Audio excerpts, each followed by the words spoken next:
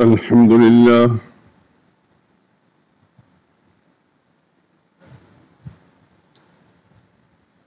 الحمد لله وحده، والصلاة والسلام على من لا نبي بعده ولا رسول بعده ولا معصوم بعده.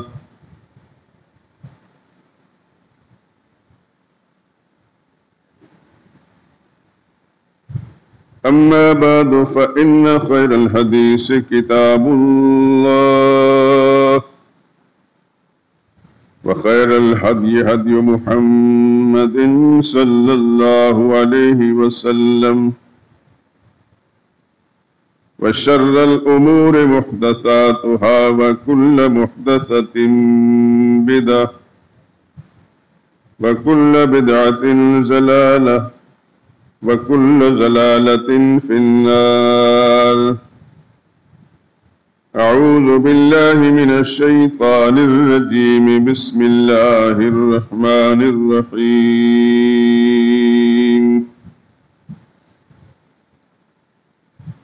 قل إنني هداني ربي إلى صراط مستقيم دينا قيما ملة إبراهيم حنيفا، وما كان من المشركين.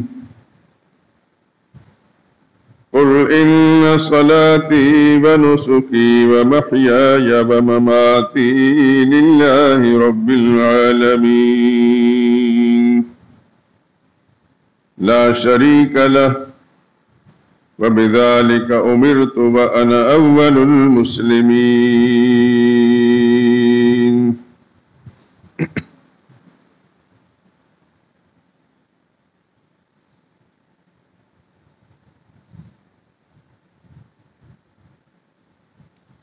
کہہ دیجئے کہ مجھے میرے پروردگار نے سیدھا راستہ دکھا دیا ہے،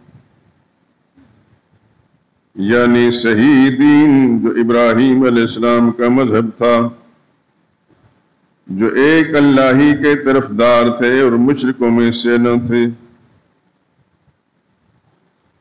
یہ بھی کہہ دیں کہ میری نماز اور میری قربانی اور میرا جینا اور میرا مرنا سب اللہ ہی کے لیے جو رب العالمین ہے، جس کا کوئی شریک نہیں، اور مجھے اسی بات کا حکم ملا ہے اور میں سب سے پہلے فرمانبردار ہوں۔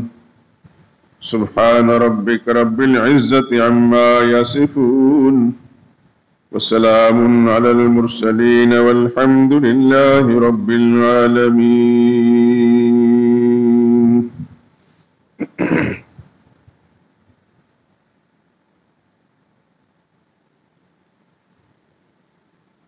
درود پاک پڑھ لیں۔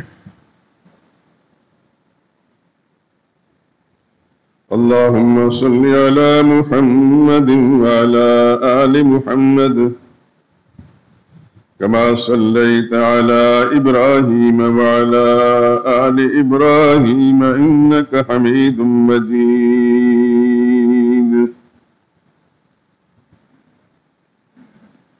اللهم بارك على محمد وعلى آل محمد كما باركت على إبراهيم وعلى آل إبراهيم إنك حميد مجيد۔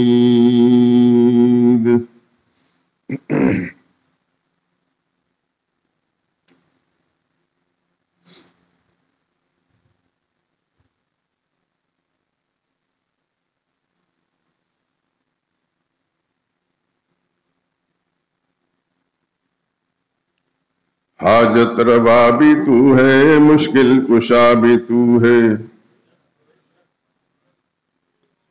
حاجت روا بھی تو ہے، مشکل کشا بھی تو ہے، خلاق دو جہاں ہے، سب کا خدا بھی تو ہے۔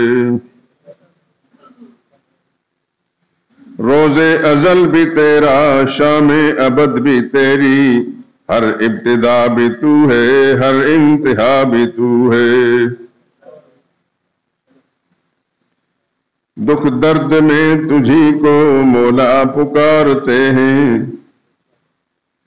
دکھ درد میں تجھی کو مولا پکارتے ہیں، ٹوٹے ہوئے دلوں کا ہاں آسرا بھی تو ہے۔ تیری تجلیوں سے روشن ہے ماہ انجم،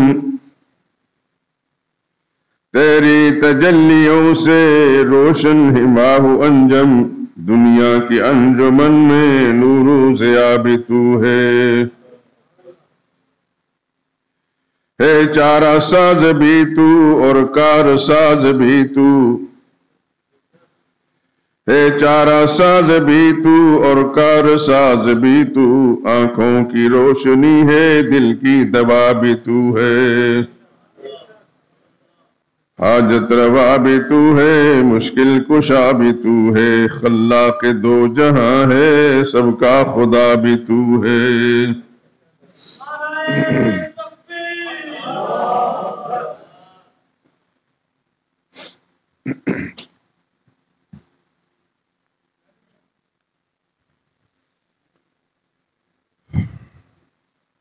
بزرگان محترم، برادران عزیز،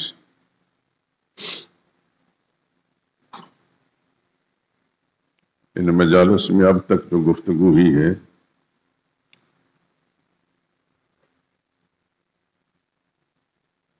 وہ یہ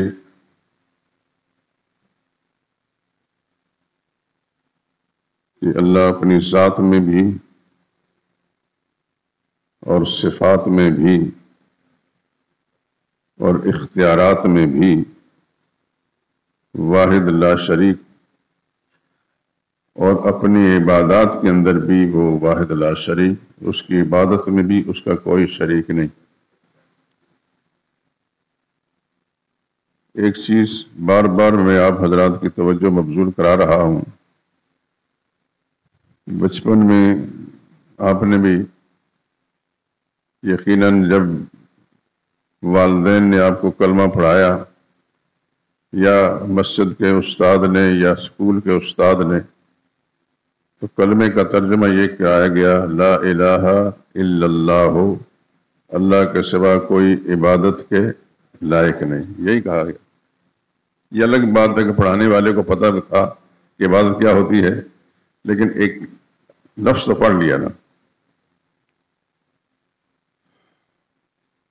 اگر ہمارے مسجدوں کے اماموں کو بالعموم مسئلہ توحید سمجھ میں آتا تو قوم میں اتنا شرک نہ ہوتا۔ جہاں تک سکونوں کا معاملہ ہے تو وہ تو بس اللہ ہی حافظ ہے۔ جس ملک کا حکمران اس کو کلمہ پڑھنا نہیں آتا، سورہ اخلاص نہیں پڑھ سکتا، تو وہاں کی قوم سے ان کے بچوں سے کیا توقع کی جا سکتی ہے؟ یہی اللہ سے دعا کیا کریں، اور اللہ قادر مطلق ہے، سننے والا ہے، دل سے نکلی دعا یقیناً بارگاہ خدا بندی میں پہنچتی ہے، اور یقیناً اللہ تعالیٰ سے اخلاص سے مانگا جائے تو رب العالمین اس کی مراد کو پوری فرماتے ہیں۔ یہ نہیں کہ میں اور آپ 2 4 10 20 آدمی ہیں تو 22 23 کروڑ لوگوں کے لیے کیسے ہماری دعائیں مؤثر ہو سکتی ہیں؟ نہیں، میرا رب بڑا قادر ہے، 22 23 کروڑ اس کے نزدیک کوئی حیثیت نہیں رکھتے۔ چند مخلص مسلمان صاحب ایمان بھی ہوں اور دل کی گہرائیوں سے صاف ستھرے عقیدے کے ساتھ رب العالمین کی بارگاہ میں التجا کریں گے تو رب العالمین ان کی بات کو رد نہیں فرمائیں گے۔ یہ دعا کیا کریں گے، یا اللہ یہ ملک مسلمانوں نے بڑی قربانیاں دے کر کلمے کے نام پر بنایا تھا، لیکن اس ملک میں کلمے کے منکر یا اسلام کے بیزار لوگ اس پر آہستہ آہستہ آہستہ مسلط ہوتے گئے، اور اس وقت صورتحال ایسی ہے کہ یہ کہنا مشکل ہے کہ یہ مسلمان بھی ہیں کہ نہیں۔ کہلائیں گے تو یہ سب مسلمان، ملک کے قانون کے اندر، آئین میں یا اداروں کے اندر یا ان کے شناختی کارڈ میں دفتر میں ان کا نام مسلمانوں نے لکھا ہے، لیکن جو شخص سورہ اخلاص نہیں پڑھ سکتا وہ مسلمان ہے۔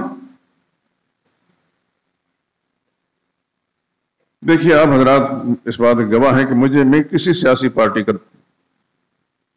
علم بردار نہیں، اگر کسی درجے میں کوئی ہو سکتا تھا تو جمعیت علماء اسلام، لیکن اس میں بھی مولانا فضل الرحمان سے بہت سارے عقائد کا معاملہ ہے، مجھے اختلاف ہے، باوجود ہے کہ میں ان کا احترام کرتا ہوں، وہ میرا لحاظ کرتے ہیں، وہ مجھ سے جونیئر ہیں۔ 1980 میں جب دارالعلوم دیوبند کا 100 سالہ پروگرام میں جانے لگے تو جامعہ اشرفیہ میں سب لوگ، پاکستان سے جانے والے 2-3 ہزار آدمی سب اکٹھے ہوئے، سب کے پاسپورٹ یہاں جمع کیا گیا۔ تو مفتی محمود صاحب رحمۃ اللہ تعالی علیہ وہ مولانا فضل الرحمان کو ساتھ نہیں جا رہے تھے۔ مجھے مولانا فضل الرحمان نے کہا کہ میرے ابا جی مفتی صاحب سے میری سفارش کریں گے، مجھے ساتھ لے جائیں۔ وہ بڑے ہیں، پہلے بڑے تھے، اب بھی بڑے ہیں، بڑے باپ کے بیٹے ہیں،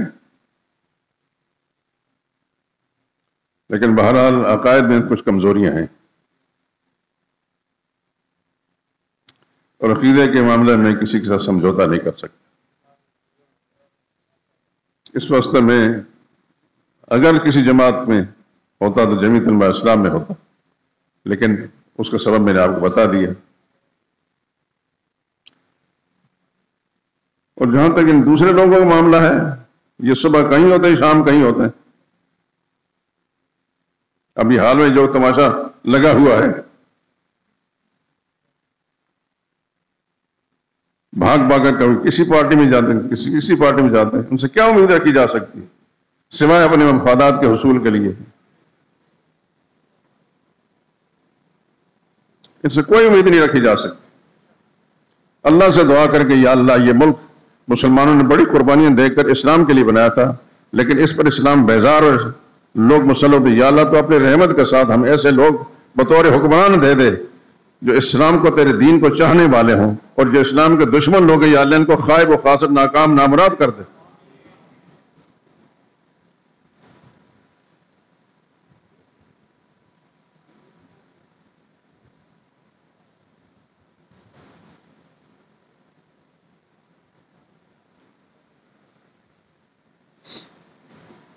اب تک جو گفتگو ہی اس کا آخری سرے پر ہم پہنچے ہوئے کہ اللہ اپنے حقوق کے اندر بھی لا شریک ہے، اللہ کے حقوق میں اس کا کوئی شریک نہیں، جس طرح ذات میں کوئی شریک نہیں، صفات میں کوئی شریک نہیں، اختیارات میں بھی کوئی شریک نہیں، آخری چیز ہے حقوق۔ اللہ اپنے حقوق کا خود ہی مالک ہے۔ حقوق کیا ہیں؟ عبادات کتنی قسمیں ہیں؟ 3، موٹی موٹی سی 3 قسمیں ہیں، زبانی عبادت، بدنی عبادت اور مالی عبادت۔ آپ ویسے نماز کے اندر تو پڑھتے ہی ہیں، لیکن ترجمے کی طرف شاید دھیان نہیں جاتا۔ التحیات للہ والصلوات والطیبات، تمام زبانی عبادتیں بھی اللہ ہی کے لیے ہیں، بدنی عبادتیں بھی اللہ ہی کے لیے، اور مالی عبادتیں بھی اللہ ہی کے لیے۔ اقرار کرتے ہیں، یہ الگ بات ہے دھیان اس طرف ہے یا نہیں۔ اللہ اپنی عبادات کے اندر بھی لا شریک ہے۔ زبانی باتیں میں اشارت سے پہلے کر چکا ہوں، اب جتنے بھی ذکر اذکار کرتے ہیں یہ زبانی بات ہے، جتنی تسبیحات پڑھتے ہیں یہ زبانی باتیں، رکوع نہیں کرتے، سجدہ نہیں کرتے، بیٹھے ہیں، تسبیح ہاتھ میں ہے یا نہیں، زبان آپ کی چلتی ہے، دھیان اللہ کی ذات طرف ہے، کچھ نہ کچھ زبان سے بولتے ہیں، یہ سب اللہ کی عبادت ہے۔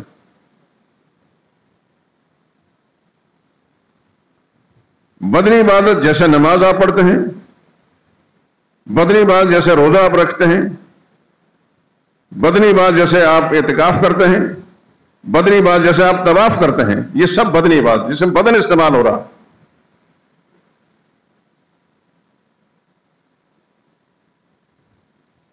اور مالی عبادت جیسے زکوٰۃ ہے، صدقہ اور خیرات ہے، نظر و نیاز ہے، قربانی ہے، جہاں مال خرچ ہوتا ہے اللہ کی رضا کی خاطر، یہ مالی عبادت ہے۔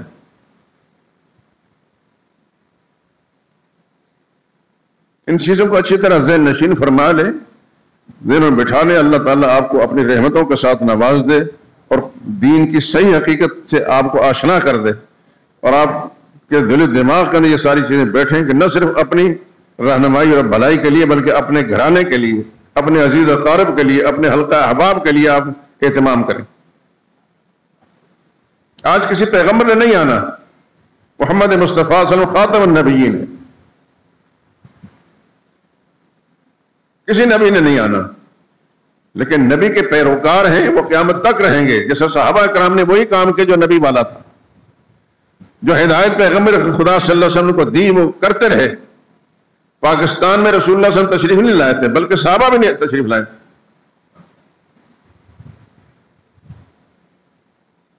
لیکن صحابہ کے شاگرد اور ان کے تلامذہ پھیلے پوری دنیا کے اندر، اور ان کی کوششوں سے آج مجھے بھی اور آپ کو اسلام کا پتہ چلا اور اس جگہ ہم مسجد بنا کر بیٹھے۔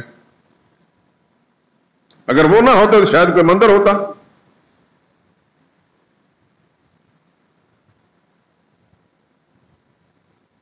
یہ صحابہ کی محنت ہے، اور آپ جانتے ہیں ماشاءاللہ پڑھے لکھے لوگ ہیں، صحابہ پوری دنیا میں پھیلے اور پوری دنیا میں ان کے قبریں موجود ہیں۔ آپ کے اس پاکستان میں بے شمار صحابہ کرام کی قبریں موجود ہیں، لیکن ہماری توجہ اس طرف اس لیے نہیں کہ ہمیں ان کے بدلے میں دربار ملے ہیں، خانقاہیں ملی ہیں، خانقاہیں آباد ہیں، دربار آباد ہیں۔ صحابہ کو کون پوچھتا ہے؟ میں پشاور میں ایک صحابی رضی اللہ تعالی حضرت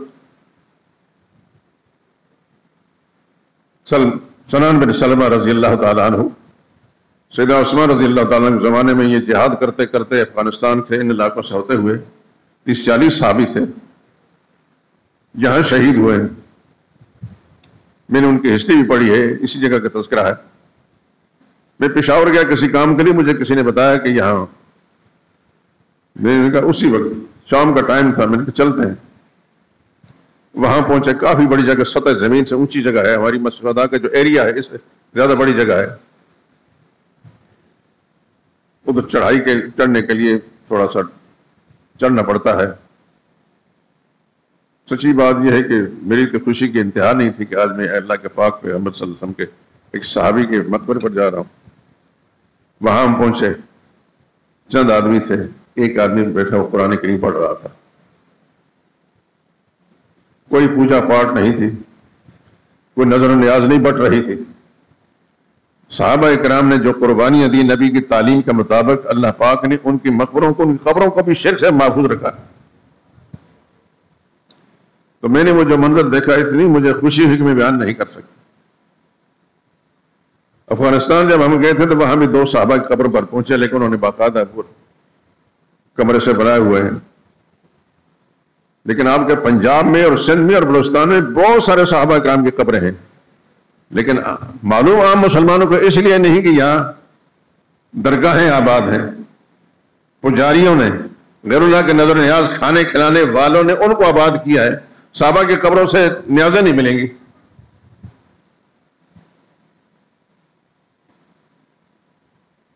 تو صحابہ کی محنتوں سے آج یہ مسجد بنی ہے، صحابہ کی محنتوں سے ہم مسلمان ہیں۔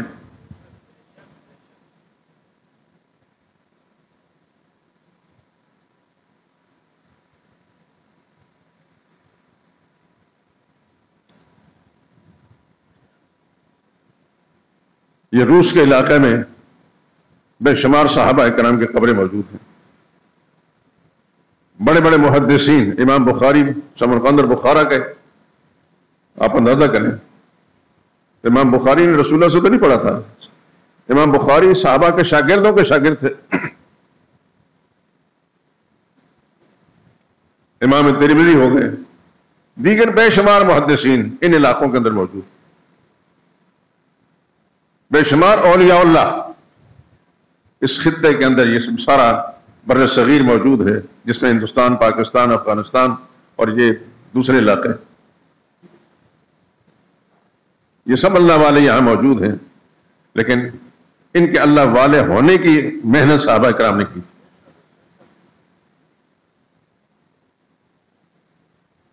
اور پھر مجھے وہ رے کے بعد یاد آتی ہے کہ صحابہ کرام کی اکثریت کفر سے نکل کر آئی، اکثریت خاندانی کافر تھے، نبی کے دامن سے وابستہ ہوا تو اللہ نے ان کو کہیں سے کہیں پہنچا دیا. اور میں اور آپ، ہمارا دعویٰ تو ہے نا کہ ہماری کچھ پشتیں تو مسلمانوں کی ہیں. یقیناً آپ حضرات کو بھی اپنا شجرہ نسب معلوم ہوگا. مجھے معلوم ہے 5-6 پشتوں تک تو مجھے معلوم ہے، آگے کا حال مجھے معلوم نہیں. اور وہ معلوم بھی اس لیے کہ میرے پردادا وہ جہاں سے اس خطہ چھوڑ کر کشمیر چلے گئے تھے، ان کی لکھی کتابیں جو تحریریں میرے پاس موجود ہیں، انہوں نے اپنا شجرہ نسب لکھا تھا. ان کا نام عبد الحمید تھا، ان کے والد کا نام عبد الکریم تھا، ان کے والد کا نام محمد امین تھا. اس طرح لکھا ہے. اور یہ سب کے سب قرآن کے حافظ تھے. اور مجھے خوشی اس بات ہوئی کہ بدقسمتی سے میں تو حافظ نہیں، لیکن میرے بڑے حافظ تھے.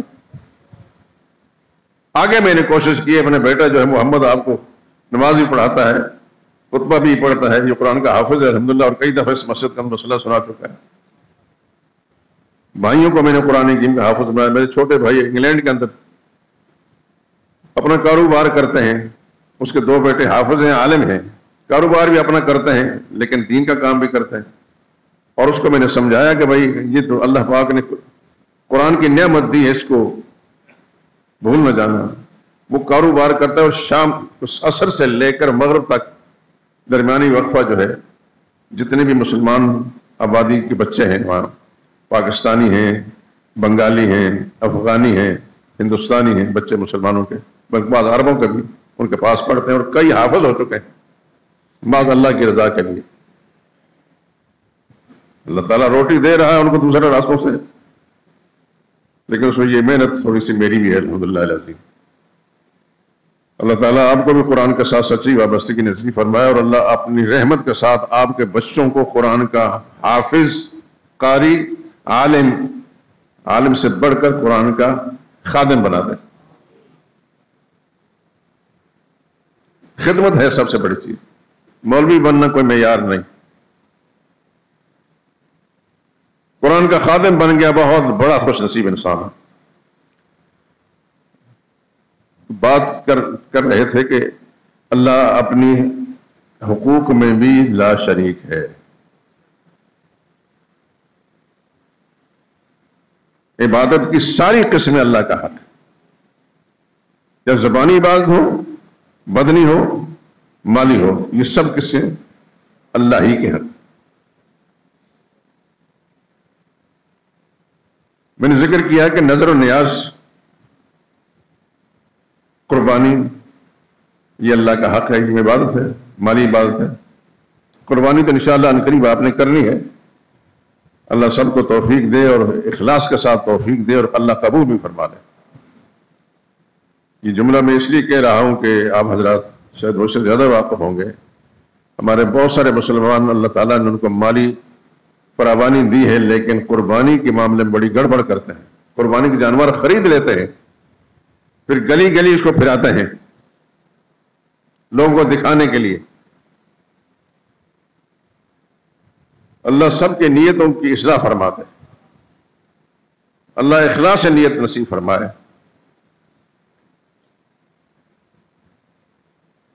بکرے کے خریدے ہیں تو ذرا خوبصورت ان کے اوپر چادریں ڈال کر پھر گلی گلی مالنا، سارے ملوں کے بچے جو سے پیچھے پیچھے ہوتے ہیں، یہ دکھانے کے لیے کہ فلاں نے یہ جانور خریدا. نیتوں کا حال تو رب العالمین کو معلوم ہے، لیکن یہ بظاہر یہ ریاکاری، دکھلاوا کس لیے؟ اور اس سے بڑھ کر جب یہ بات آئے گی تو میں کہہ دوں،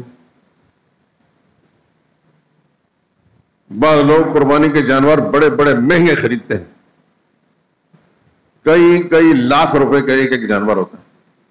ذرا جسمانی طور بڑے ہوں گے، خوبصورت ہوں گے، عام جانور سے دگنا گوشت ہو سکتا ہے، اس سے زیادہ تو نہیں ہو سکتا، لیکن کئی لاکھ. جب وہ خریدتے ہیں تو سارے محلے والے اور سارے فلاں نے اتنے لاکھ کا جانور خریدا، اتنے لاکھ کا خریدا. وقتی واہ واہ تو ہو جاتی ہے، لیکن خدا بند اقدوس کی بارگاہ میں اس کا یہ عمل جو ہے کس درجے میں ہے. بہتر یہ ہے کہ جن کو آپ حضرات سن رہے ہیں، اللہ تعالیٰ آپ کو بھی توفیق دے. بہتر یہ ہے کہ بڑے بڑے کئی لاکھ کا جانور خریدنے کے لیے ان لاکھوں کو کئی جانور خرید لی جائے، کئی جانور خرید کر اس وقت ان کو قربانی کے نام پر اپنی طرف سے ہو، اپنے والدین کی طرف سے ہو، ماں باپ کی طرف سے ہو، بہن بھائیوں کی طرف سے، بھتیجے بھانجوں کی طرف سے ہو، پوتوں کی طرف سے ہو، جو بچے بالغ ہو چکے ان کی طرف قربانی ہو سکتی، ایک آدمی کئی قربانی ہو سکتی، وہ گوشت بنا کر سب معاشرے کے اندر غریب لوگوں تک پہنچائے۔ اور اس وقت پاکستان شریف کے اندر یہ موجودہ حکومت اور اس سے پہلے جو حکومت خدا کا عذاب بن کر آئی، انہوں نے تو لٹیا ڈبو دی ہے پاکستان کی طرح مہنگائی۔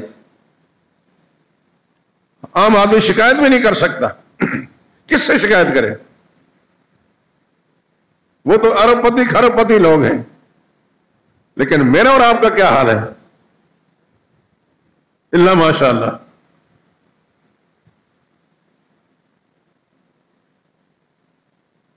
خدا اس عذاب سے نجات دے، بس دعا کریں اللہ اس عذاب سے نجات دے، جو کچھ بھی ہم پر مسلط ہے اللہ اس سے نجات دے۔ اللہ اپنی رحمت کے ساتھ ایسے حکمران نصیب کرے کہ جو اللہ کے لیے بھی وفادار ہو، خدا کے دین کے لیے وفادار ہو، خدا کی مخلوق کی خدمت گزار ہو، ان کے لیے مشکلات نہ پیدا کریں۔ دیکھیے میں اور آپ باہر نکل کے نعرے بھی لگا لیں گے، کیا کر لیں گے؟ کس نے سننا ہے؟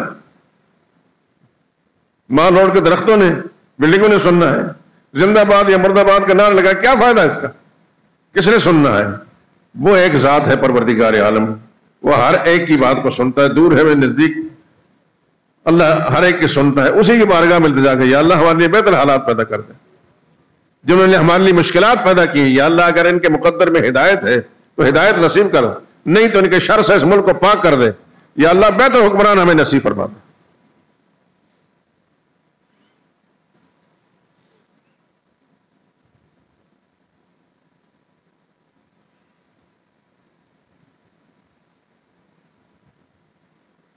نظر و نیاز یہ مالی عبادت ہے، اس کا حقدار بھی صرف اللہ ہے، اللہ کے سوا کسی اور کے لیے نظر و نیاز جائز نہیں ہے۔ جس طرح نماز عبادت ہے، نظر بھی عبادت ہے، النظر عبادت لا یجوز لغیر اللہ، ہمارے فقہاء نے کتابوں کا اندر واضح طور پر لکھا ہے، نظر عبادت ہے اور اللہ کے سوا کسی اور کی عبادت جائز نہیں ہے، لہذا نظر بھی غیر اللہ کے لیے جائز نہیں۔ نظر عربی زبان کا لفظ ہے اور نیاز فارسی زبان میں یا آپ کی زبان بولے جو معنی ایک ہی ہے۔ غیر اللہ کی نیازیں دینا حرام ہے، کھانا بھی حرام، غیر اللہ کی نظر حرام ہے، اس کا کھانا بھی حرام ہے۔ کسی کو سمجھ میں آتی ہے یا نہیں آتی، آنکھیں بند ہوں گی تو پھر پتہ چل جائے گا۔ جس طرح اللہ کے سوا کسی اور کے لیے رکوع جائز نہیں، سجدہ جائز نہیں، اس طرح اللہ کے سوا کسی اور کے لیے نظر و نیاز بھی جائز نہیں۔ زکوٰۃ آپ اللہ کے نام کی دیتے ہیں، یہ مالی عبادت ہے، نظر و نیاز بھی اللہ ہی کے نام کے ہونے چاہیے، مالی عبادت ہے۔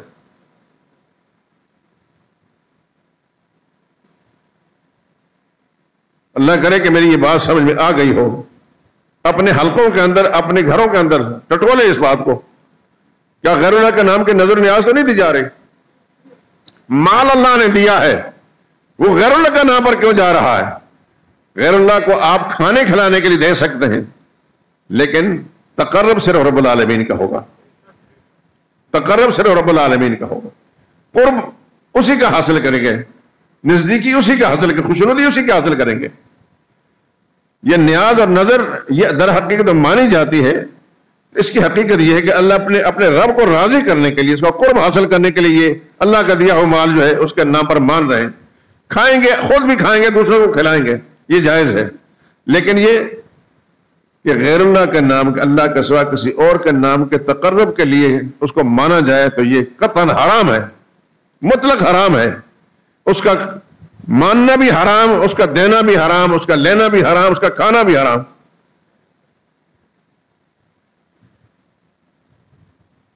کاش کہ ہمارا مذہبی طبقہ اس بات کو سمجھتا اور جرت کے ساتھ اس بات کو کرتا تو شاید ہمارے معاشرے کے اندر اکثر یہ شرک نہ ہوتا۔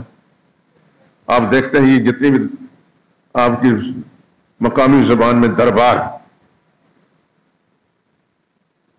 درگاہ، حقیقت میں مقبرے ہیں، جہاں کوئی انسان مدفون ہے وہ مقبرہ ہے. آپ پڑھے لکھے لوگ ہیں، کبھی لغت دیکھ لیا کریں. دربار کہتے ہیں اس کچہری کو، انصاف کی کچہری کو، جہاں حکمران بادشاہ بیٹھ کر مظلوم آنے والے مظلوم کو انصاف فراہم کرتا ہے، اس کو دربار کہا جاتا ہے. قبروں والے مدفون لوگ یہ دربار، ان کی قبریں دربار نہیں ہیں، دربار زندوں کے ہوتے ہیں. اب لغت کی کتابیں دیکھیں. بگڑے ہوئے معاشرے کے اندر دربار سے مراد یہی قبریں ہوں تو یہ معیار نہیں.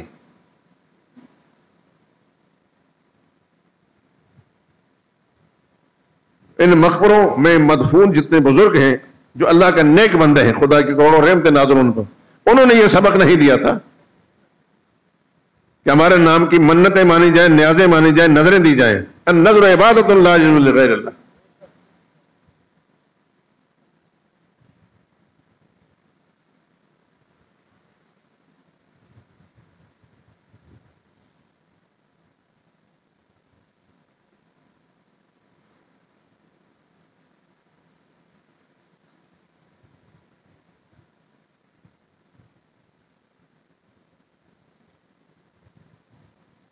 امام احمد بن حنبل جو بہت بڑے محدث ہیں، امام بخاری کے اساتذہ میں ہیں. احمد بن حنبل کے استاد تھے امام شافعی، اور امام شافعی کے استاد تھے امام محمد بن حسن شیبانی، اور محمد بن حسن شیبانی کے استاد تھے امام ابو حنیفہ، اور ابو حنیفہ کے استاد تھے صحابہ اکرام.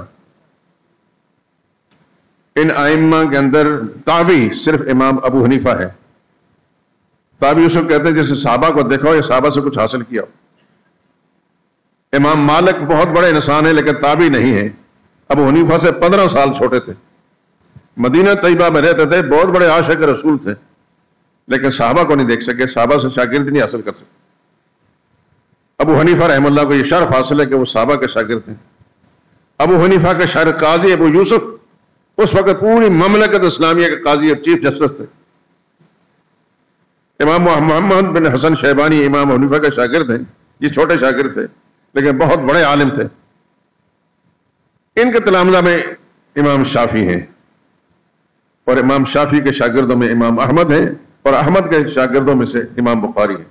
کتنا بڑا فرق ہے درمیان میں.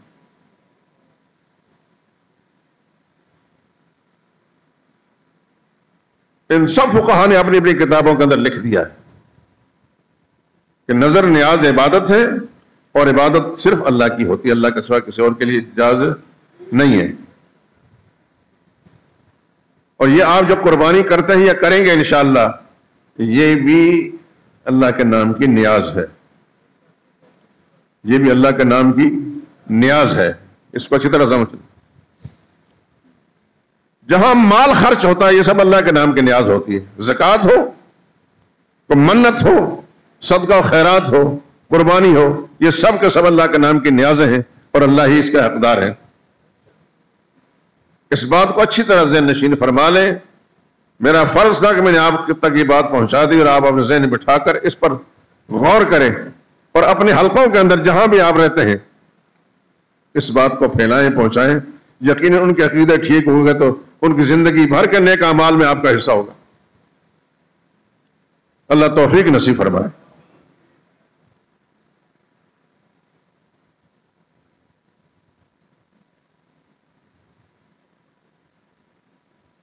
چھٹی صدی ہجری کے ایک عالم گزرے علامہ طاہر بن احمد، ان کی کتاب ہے خلاصۃ الفتاوی، عربی زبان میں کتاب ہے، میرے پاس بھی. انہوں نے لکھا اس کے اندر النظر لغیر اللہ حرام، غیر اللہ کی نظر حرام ہے. لأنه من انواع الكفر، کہ غیر اللہ کی نظر ماننا یہ کفر کی قسم ہے. لأن هذا عبادت، کہ نظر نیاز عبادت ہے، والعبادت لغیر اللہ ہے کفر، غیر اللہ کی عبادت کرنا کفر ہے. جس کا جی چاہے کتاب میرے پاس دیکھ لے. 10ویں صدی ہجری کے مصر میں ایک عالم گزرے ہیں علامہ ابن نجیم مصری. ان کی معروف کتاب بحر الرائق.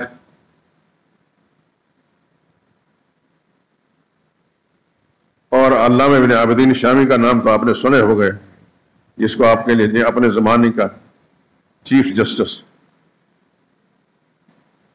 بہت بڑا انسان ہے، بہت بڑا آدمی. وہ لکھتے ہیں وَالنَّظْرُ لِلْمَخْلُوقِ لَا يَجُوزُ، مخلوق کی نظر جائز نہیں ہے، لِأَنَّهُ عِبَادَةٌ، کیونکہ نظر عبادت ہے، وَالْعِبَادَةُ لَا تَكُونُ لِمَخْلُوقٍ، اور عبادت مخلوق کے لیے نہیں ہوتی.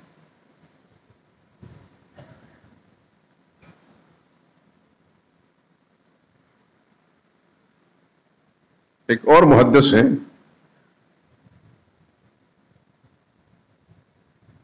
وہ لکھتے ہیں سئلت عن النظر للانبیاء والاولیاء، مجھ سے پوچھا گیا کہ کیا انبیاء اور اولیاء کی نظر مانی جا سکتی ہے، کیا ان کی منت مانی جا سکتی ہے؟ حال یجوز، کیا جائز ہے؟ ام لا، یہ جائز نہیں. فالجواب، اس کا جواب یہ ہے انہ باطل و حرام، غیر اللہ کے نام کی نظر باطل اور حرام ہے. جو اللہ کا حق ہے وہ کسی مخلوق کو نہیں دیا جا سکتا. لأن النظر انما يكون للہ تعالی، کہ نظر نیاز اللہ ہی کے لیے ہوتی ہے. احمد بن حنبل کی بات کر رہا تھا، انہوں نے اپنی کتاب میں لکھا ہے، کتاب میرے پاس ہے الحمدللہ، اور میں نے اس کو دیکھا ہے کہ دو آدمی کہیں سے جا رہے تھے، کسی ایسی بستی پر گزرے، بستی والوں نے کہا کہ یہاں سے آپ گزر نہیں سکتے، ہمارا یہ جو بت ہے اس پر آپ نے چڑھاوا چڑھا کر جانا ہے.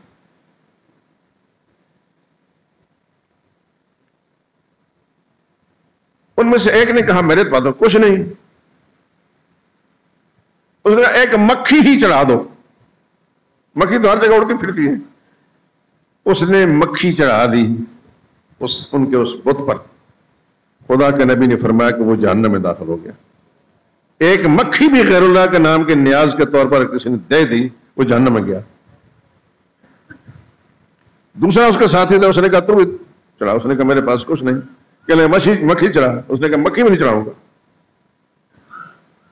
انہوں نے اس کو قتل کر دیا. نبی کریم صلی اللہ علیہ وسلم نے فرمایا کہ وہ جنت میں گیا.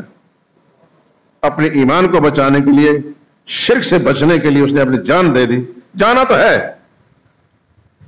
تبھی موت جائیں یا کسی کے مارنے سے چلے جائیں، جانا ہے، لیکن پہلے نے اپنی جان بچانے کی خاطر وہ حقیر کام کر دیا، مکھی چڑھا دی. اس سمجھا یہ معمولی کام ہے، وہ جہنم میں گیا. اللہ کے نبی نے فرمایا صلی اللہ علیہ وسلم. اور دوسرے نے اپنی جان کی فکر بھی نہیں کی، مکھی بھی نہیں چڑھائی، انہوں نے قتل کر دیا. حضور نے فرمایا جنت میں گیا. یہ نظر نیاز کا معاملہ میرے دوستوں اور بزرگوں کو معمولی بات نہیں ہے. ہم جن چیزوں کو معمولی سمجھتے ہیں، جب آنکھیں بند ہونے لگیں گی تو پھر پتہ چلے گا. مجد الحسانی رحمۃ اللہ تعالیٰ علیہ بہت بڑے اللہ کے ولی گزرے ہیں اس بر صغیر میں، سرہند میں ہی، ہندوستان کے اندر، غالب مشرقی پنجاب کے قریب ہی ایک علاقہ، وہاں مدفون ہیں. بہت بڑے ولی اللہ تھے. سچی بات یہ ہے کہ میں سبھی بزرگوں کو مانتا ہوں، سب اولیاء اللہ کو مانتا ہوں. خدا ان کی سچی محبت ہمیں نصیب فرمائے، لیکن مجد صاحب کو میں کچھ بہت ممتاز مانتا ہوں. مجد صاحب کی کتاب ہے مکتوبات، 2 جلدوں میں، 500-600 صفحے کی ایک جلد ہے، سب فارسی میں ہے. الحمدللہ میں نے اس ساری کتاب کو کھنگالا ہوا ہے. اللہ کی مہربانی سے میری فارسی چونکہ پڑھی ہے، میرے لیے مشکل کوئی نہیں ہے. تو اس کے اندر مجد صاحب نے لکھتے لکھتے ایک جگہ میں، ساری بات کو نہیں جانتا، کہتے ابھی تو تمہیں سمجھ میں نہیں آ رہی، ابھی تمہیں بات سمجھ میں نہیں آ رہی. بوقت صبح میں شود ہم جو روز معلومت، ابھی رات ہے، رات کا اندھیرا ہے، تمہیں نہیں پتا چلا کہ تم کس کو اچھا سمجھ رہے ہو، کسی کو برا سمجھ رہے ہو. لیکن صبح جب ہوگی تو پھر تمہیں معلوم ہو جائے کہ باقی باختہ عشق در چھبے دیجور، رات کے سیاہ تاریکی کے اندر کس کو اپنا معشوق اور محبوب بنا کر اس کے ساتھ عشق لڑاتے رہے، یعنی بدعات میں ڈوبے رہے، اور تم سمجھتے کہ میں اچھا کام کرتا رہا. جب صبح ہوگی تو پھر پتہ چلے کہ سچ کیا اور جھوٹ کیا ہے. کچھ چیزیں جو ہے یاد آتی ہیں مجھے. کئی سال پہلے میری اپنی ذاتی کوشش تو تھی نہیں، بعض ساتھیوں نے اصرار کیا کہ سلطنٹ ماڈل اسکول لوریمال پر اس میں عربی کے استاد کے طور پر جنجا مرحوم کے زمانے میں لگا دیا گیا. آپ جانتے ہیں، آپ ماشاءاللہ پڑھے ہوں گے اس سکول سے. پاکستان کا بہت بڑا سب سے بڑا سکول کہہ دوں تو یہ شاید مشکل نہ ہو. 10,000 بچہ، 200 استاد. ان کے اندر بہت سارے استاد تھے جو انگریزی پڑھانے والے ہیں. ان سے تو ان موضوع تو گفتگو کرتا نہیں، ان کے اپنے کی لائن تھی. چند ایک مولوی تھے، ان کی بات کر رہا ہوں. ایک مولوی صاحب شاید وہ زندہ ہوں، یہ شمالی علاقوں میں کسی علاقے کے، وہ پیر بھی تھے. شاہ صاحب پورے اسکول کے اندر میں چرچا شاہ صاحب.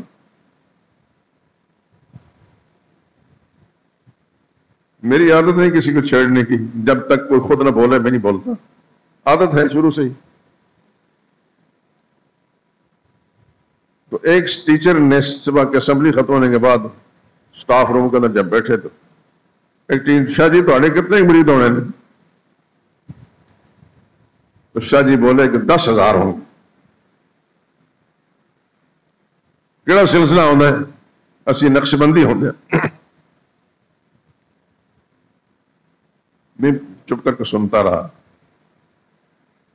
جب نقش بندی کی بات کی تو میں تھوڑا سا بولا، میں کہ شاہ جی اس کا مطلب ہے کہ مجدد صاحب کے مکتوبات کو تو آپ نے خوب پڑھا ہوگا.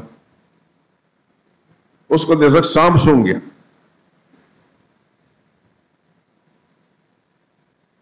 اب وہ اگر کہتا ہے کہ نہیں پڑھا تو اس کی وہ پیری جس کا بڑا چرچا ہو رہا ہے پورے سکول کے اندر، وہ معاملہ خراب ہوتا ہے. اگر میں کہتا ہوں کہ پڑھا ہے تو ہو سکتا ہے یہ مولوی جو ہے، مجھے اس وقت سے پہلے نہیں جانتا تھا، کوئی پوچھ لے.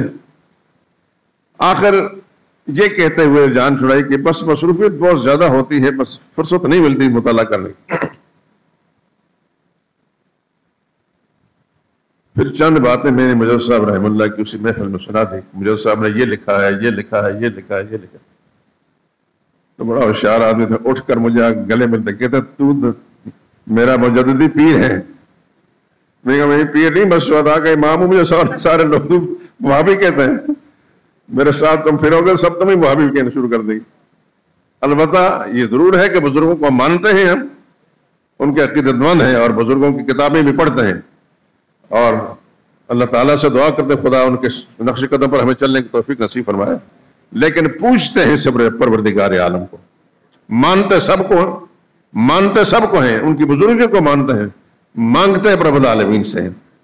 ماننے میں اور مانگنے میں فرق ہے. مانگنے کے لائق کون سی ذات ہے؟ صرف اللہ کی ہے. اور مانتے ہیں سب بزرگوں کو ہیں. خدا ان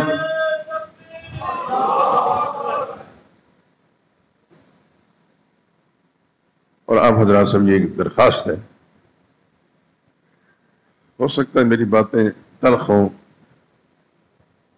میں اللہ سے دعا کرتا ہوں کہ یا اللہ کوئی غلط بات زبان سے نکلی ہے تو معاف فرما دے، اور میرے ساری دوست مہربان جو آئے ہیں یا اللہ ان کے ذہنوں کے اندر صاف بات ڈال دے اور صحیح بات سمجھنے کی توفیق عطا فرمائے.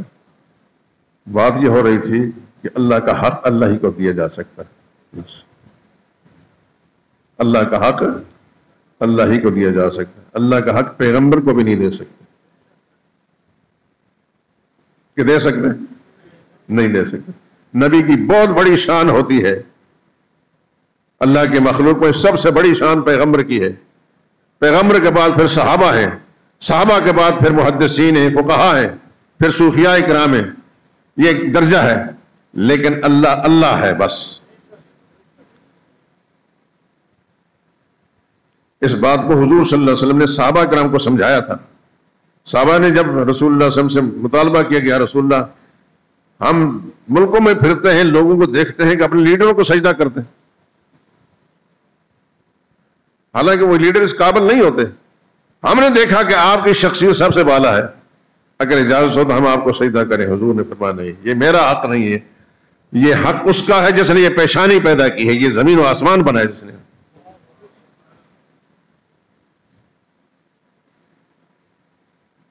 نبی کریم صلی اللہ علیہ وسلم کائنات کی ہر چیز رسول اللہ صلی اللہ علیہ وسلم کی عقیدت مند تھی. انسان تو تھے ہی، بعض حیوانات کو بھی اللہ پاک نے ایسی حفظ دی تھی کہ وہ رسول اللہ صلی اللہ علیہ وسلم کے سامنے جا کر گردن جھکا لیتے. رسول اللہ صلی اللہ علیہ وسلم مدینہ طیبہ میں آپ گئے ہیں، ماشاءاللہ جائیں گے، اللہ آپ کو بار بار لے جائے. وہاں باغات ہیں بہت سارے، اس زمانے میں بہت سارے ہوں گے. رسول اللہ صلی اللہ علیہ وسلم ایک باغ میں تشریف لے کے باغ کا دروازہ دستک دے کر کھلوایا. اس کا مالک جو ہے کنارے پر چھپا ہوا اور ایک اونٹ بفرا ہوا. اب اونٹ پالنے والے جانتے ہیں کہ اونٹوں کی غیظ و غضب کی جو کیفیت ہوتی ہے، اس کی آنکھیں اس پر کیسی ہوتی ہیں. ہم نے تو اونٹ ایسے دیکھے نہیں. تو رسول اللہ صلی اللہ علیہ وسلم اندر جو گئے تو حضور نے فرمایا یہ کیا ہے، تم وہاں کیوں چھپے ہوئے؟ اس نے اشارہ یا رسول اللہ یہ اونٹ بفرا ہوا ہے اور اگر میں قریب جاتا ہوں تو مجھے چیر پھاڑ دے گا. نبی کریم صلی اللہ علیہ وسلم اونٹ کی طرف جب گئے تو اونٹ نے گردن چکا دی. اللہ اکبر. خدا کی ارب ہار نعمتیں نازل ہوں پیغمبر خدا صلی اللہ علیہ وسلم پر. اللہ اکبر. اونٹ کا منہ پکڑ کر رسول اللہ صلی اللہ علیہ وسلم اپنے کان کے قریب کیا. اب ظاہر بات ہے اونٹ بولتا تو ہے نہیں، کہ جو خدا اپنے نبی پر وحی بھیجتا ہے اور پاس بیٹھنے والوں کو کچھ پتہ نہیں چلتا کہ کیا ہو رہا ہے، وہ خدا اونٹ کو بلوا رہا ہے اور پیغمبر کو سمجھا رہا ہے. نبی کریم صلی اللہ علیہ وسلم نے فرمایا کہ اللہ کے بندے یہ اونٹ دشمن نہیں، تم ویسے ڈر رہے ہو. اس نے مجھ سے شکایت کی کہ تم اس سے کام زیادہ لیتے ہو اور اس کو انعام کم دیتے ہو، چارہ کم ڈالتے ہو، کام زیادہ لیتے ہو. تو نبی کریم صلی اللہ علیہ وسلم کے سامنے اونٹ کی گردن جھکا، لیکن وہ سجدہ نہیں کرتے تھے. وہ ایک تعظیم تھی، ادب تھا، احترام تھا. جس طرح میرے اور آپ کے لیے اور ہر مسلمان کے لیے پیغمبر کا ادب لازم ہے. حیوانوں کا دل میں خدا نے اپنے پیغمبروں کی عظمت ڈالی علیہ الصلوۃ والسلام. لیکن یاد رکھیں، پھر ادھر آتا ہوں کہ اللہ کا حق اللہ ہی کے لیے ہے. اللہ کا حق اللہ ہی کے لیے. جس طرح نماز، سجدہ، رکوع اللہ ہی کے لیے ہے، طواف اللہ ہی کے گھر کا ہے، اعتکاف اللہ ہی کے گھر میں، تو نظر و نیاز اور منت بھی اللہ ہی کے لیے ہوگی، اللہ کے سوا کسی اور کے لیے نہیں. خدا کرے کہ میں سمجھانے میں کامیاب ہو گیا ہوں اور آپ کو سمجھ آ گئی ہو، اور کوئی غلط فہمی ہے تو اللہ تعالیٰ اس کا ازالہ فرما دیں. میں نے شروع میں یہ بات کہی کہ کلمے کا معنی اللہ کے سوا عبادت کے لائق ہو نہیں. عبادت کی جتنی قسمیں بھی ہیں، زبانی عبادت ہے، بدنی عبادت ہے، مالی عبادت ہے، اس کا حقدار صرف اللہ ہی ہے. تعظیم، ادب، احترام درجہ بدرجہ سب اللہ والوں کا. نبی سب سے اوپر ہیں، نبی کے بعد صحابہ ہیں، صحابہ کے بعد تابعین، تبع تابعین، ائمہ دین، فقہاء، محدثین، صوفیاء کرام، درجہ بدرجہ سب کا ادب، سب کا احترام. لیکن عبادت کے لائق صرف اللہ ہے. اس بات کو بار بار میں دہرا رہا ہوں، عبادت کے لائق صرف اللہ ہے. عبادت مالی ہو تو صرف اللہ کے لیے، بدنی ہو تو صرف اللہ کے لیے، اور زبانی ہو تو اللہ کے لیے. سبحان اللہ، سبحان اللہ، الحمدللہ کس کے لیے پڑھتے ہیں؟ کس کو کہتے ہیں سبحان اللہ؟ معنی میں کبھی غور کیا ہوگا؟ ساری کمزوریوں سے پاک، ساری خامیوں سے پاک، ساری عیوب سے پاک صرف اللہ ہی ہے. اللہ اکبر، اللہ اکبر، اللہ اکبر. کس کی کبریائی کا اعلان کر رہے ہیں؟ کس کی بڑائی کا اعلان کر؟ اللہ ہی سب سے بڑا ہے، اللہ ہی سب سے بڑا، اللہ ہی سب سے بڑا. ہم جب کہتے ہیں اللہ اکبر، اس میں نبی کی توہین تو نہیں کہ ہے؟ اگر ہم کہتے ہیں اللہ اکبر، اللہ سب سے بڑا ہے، تو اس میں نبی کی توہین ہو جائے گی. مخلوق میں سب سے بڑے نبی ہیں، لیکن اللہ مخلوق نہیں، اللہ خالق ہے. اللہ خالق ہے. اور قرآن کریم آپ تلاوت ضرور کرتے ہوں گے کہ نہیں کرتے؟ ماشاءاللہ. ایک بھائی نے ہاتھ اٹھایا، خدا جزائے خیر دے. سبھی ہاتھ اٹھائیں جو قرآن کی تلاوت کرتے ہیں. اللہ آپ کو سلامت رکھے، اللہ اپنی برکتوں سے نوازے۔ میں اس لیے کہہ رہا ہوں، میں مخلوق میں گناہگار تر آدمی ہوں، لیکن اگر آپ حضرات سے کوئی مطالبہ کرتا ہوں تو پہلے خود پر اس پر عمل کرتا ہوں۔ الحمدللہ العظیم، الحمدللہ العظیم، میرا صبح کا فجر کے سے پہلے جو عمل ہوتے ہیں ان میں سے ایک عمل تلاوت بھی ہے، اس کے بعد اذان ہوتی۔ تو میں چاہتا ہوں کہ آپ حضرات میرے لیے، میرے دوست بھی ہیں، عزیز بھی ہیں، محبوب بھی ہیں، بھائی بھی ہیں، ساتھی بھی ہیں۔ جو 50 سال سے کم ہے وہ میرے لیے اولاد کی مانند ہیں، جو 50 سے 70 سال کے ہیں بھائیوں کی طرح ہیں، جو اوپر ہیں تو میرے لیے بزرگ ہیں۔ میں چاہتا ہوں کہ آپ کی شخصیت ممتاز ہو، اپنے ظاہر کے اعتبار سے، اپنے باطن کے اعتبار سے۔ جو میں چاہتا ہوں میرا حلقہ جو ہے اس قسم کا ہو۔ خدا کرے کہ میری یہ چاہت اللہ کے بارے میں قبول ہو جائے اور اللہ آپ کو ایسا ہی بنا دے۔ کوشش یہ کریں، خدا توفیق دے کہ اس قرآن کریم کی تلاوت کے ساتھ وہ معتبر کسی عالم کا لکھا ہوا ترجمہ جو ہے وہ اس کو بھی دیکھیں، بار بار دیکھیں گے، بار بار دیکھیں گے، بار بار دیکھیں گے تو انشاءاللہ قرآن کریم کے ساتھ آپ کی صحیح مناسبت پیدا ہو جائے گی۔ ہم طالب علم لوگ ہیں، کچھ گرامر کی کتابیں جب پڑھائی جاتی تھیں ہمیں تو ایک جملہ کتابوں کے اندر آتا تھا، اذا تکرر تقرر۔ تکرر میں کشش والا کاف، یعنی کسی چیز کا تکرار ہو، بار بار کہی جائے، تو تقرر میں نقطے والا کاف ہے کہ وہ بات ذہن میں بیٹھ جاتی ہے۔ تو میں اس لیے بار بار یہ کہہ رہا ہوں کہ آپ حضرات کے ذہن میں بات بیٹھ جائے اور اللہ آپ کو اپنی رحمت کے ساتھ قرآن کا سچا خادم بنا دے، آپ کے گھر کو خدا اپنے قرآن کے نور سے بھر دے، آپ کی نسلوں کے اندر ہدایت کی ہوائیں چلا دے، آپ کی خواتین بھی آئیڈیل خواتین ہوں، محلہ والوں کے لیے، رشتہ داروں کے لیے، ان کے ذریعے سے دین پھیلے۔ اللہ اپنی رحمت کے ساتھ میری اس التجا قبول فرما لے۔ ایک بات میں کہہ کر ختم کرتا ہوں، اجتماعی قربانی کے لیے ہم نے بار ایک پرچہ سے لگا رکھا ہے، آپ یقیناً اپنی اپنی جگہ میں قربانی کرتے ہوں گے۔ ہمارے ساتھ بھی گزشتہ کئی سالوں سے ہمارے دوست احباب مل کر قربانی کرتے ہیں، اور میں نے یہ مجھے لالچ کیا ہے، لکھا ہے صحیح العقیدہ لوگوں کی سہولت کے لیے، کہ کوئی ہمارا بھائی جو کسی ایسی جگہ میں جا کر اب ایسا نہ ڈال لے کہ وہ کہ اس کے جو شرکاء ہیں اس قربانی کے اندر عقیدہ خراب ہو، غیر اللہ کے نظر نیازیں دینے والے ہوں، سارا کچھ برباد ہو گیا۔ انشاءاللہ مسودہ مارون میں بھی مثال گائے کی قربانی ہوگی، اجتماعی قربانی، فی حصہ ہم نے سب سے کم رکھا ہے۔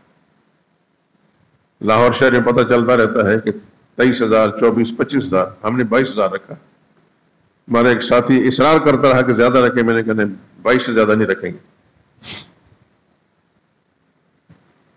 البتہ غریبوں، بیواؤں، یتیموں میں گوشت تقسیم کرنے والوں کے لیے گائے میں ایسا ڈالنے والوں کو ترجیح دی جائے گی۔ اللہ توفیق دے سب کو۔ محسن اعظم سرور کائنات حضرت محمد مصطفیٰ صلی اللہ علیہ وسلم کی طرف سے قربانی میں حصہ ضرور ڈالیں، اللہ توفیق دے۔ اور قربانی کے جانور میں عقیقہ کا حصہ بھی شامل کیا جا سکتا ہے۔ اگر آپ حضرات کو پہلے سے معلوم ہے تو ظاہر قسمت، نہیں تو اب معلوم ہو جائے گا کہ قربانی کے جانور کے اندر آپ جہاں قربانی کا حصہ ڈالتے ہیں وہ عقیقے کا بھی ڈال سکتے ہیں۔ فوت شدہ عزیزوں کو نفلی ثواب پہنچانا، نفلی قربانی کی جا سکتی۔ البتہ جو خوشحال لوگ ہیں، اللہ سب کو خوشحال بنائے،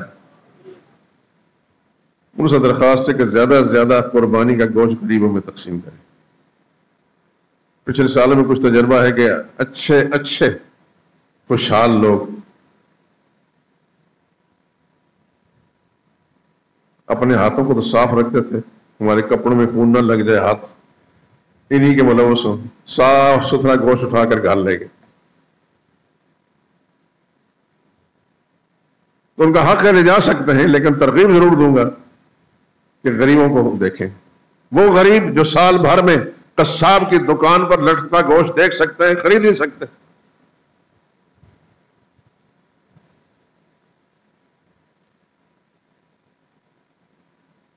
آپ حضرات اللہ نے آپ کو توفیق دی تو کم از کم ان دنوں کے اندر جب آپ سارے سال کے اندر گوشت خرید کر کھا سکتے ہیں، قربانی کے جانور کا گوشت اگر سارے کا سارا نہ کھایا، کچھ غریبوں میں تقسیم کر دیا تو کتنی بڑی سعادت ہے۔